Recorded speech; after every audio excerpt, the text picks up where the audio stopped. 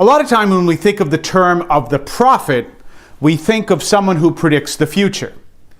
You know, that whole thing of, and there will be a time where you're going to get lots of money, and the stranger will give it to you.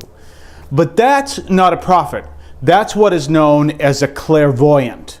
And a clairvoyant actually is part of the occult, and we're called to avoid them because really it's a violation of the first commandment to go see a clairvoyant.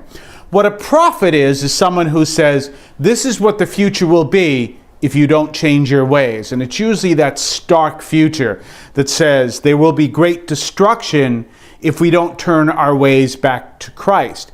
And the reason for that is what's happening is the warning of the prophet is that evil is growing. When people turn away from that which is good, then they are turning away from the source of goodness. Well, what's left if you're turning away from the source of goodness? If God is light and you walk away from God, where do you go? You go into darkness. If you seek to build a community without God and God is light, what do you build? You build a community filled with darkness. And that's what we're talking about, is the prophet is the one who points out you're surrounded by darkness because you walked away from the light. Walk back to the light. But the world doesn't want to see that because the world is in darkness. Jesus says that we are the way, the truth, and the light if we follow him, because he is the way, the truth, and the life. So just as we are the salt of the earth, we are the light to the world, then we lead people to he who is the way, the truth, and the light. And therefore, we need to be that light of Christ that shines into the darkness.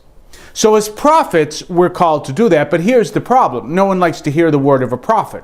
So being a prophet can be a very difficult position, and people want to silence the prophet. But without the message of the prophet, there is nothing but disaster that happens. And so we have to realize that without our message, disaster happens. Because what the prophet does is lead people away from sin. And a lot of times we can think of sin in little ways. You know, oh, I get drunk last night, then I hangover the next morning. Well, that's sin in its effect. Well, that's true. But sin really grows and it becomes exponential, so that sinfulness leads into intense darkness. We used to say, I used to live in the inner city, and we used to say that this particular city, which at the time had the highest crime rate in the state, that all of that crime would go away, obviously without sin, but a lot of it had to do with the sin of drug abuse of all forms. So we looked at that, and people would say, well, it's a minor thing. No, it wasn't. It was a very major thing. Now, when we understand our role as prophets, and our role is to bring the message of the gospel to others, then we also understand that when others don't hear the message, the Lord turns to us and says, why not? And that's why our role is essential. I think we've lost that in our church today, because a lot of people saying, well, our role, we're called to be good people so that we're good enough to get to heaven. That's a heresy that's been condemned 1,700 years ago. Actually, I think more than that. You and I have been called to prophesy to the world. Now, how do we prophesy? We prophesy with our lives. And that's something that God used with the prophets many times. Many times when you dealt with the prophets, what the Lord would say, and I believe it was Ezekiel, it may have been Jeremiah, would say, here's what I want you to do. I want you to look like you're going on a trip. And I want you to be all packed. I want you to have your bags. And I want you to walk through the door in the gate and walk out of the city. And the people seeing this go, the prophet just left. What does that mean? That if the prophet left, then that's not a good sign. And the Lord taught the prophet to speak through his life. Well, the Lord asks you to do the same thing.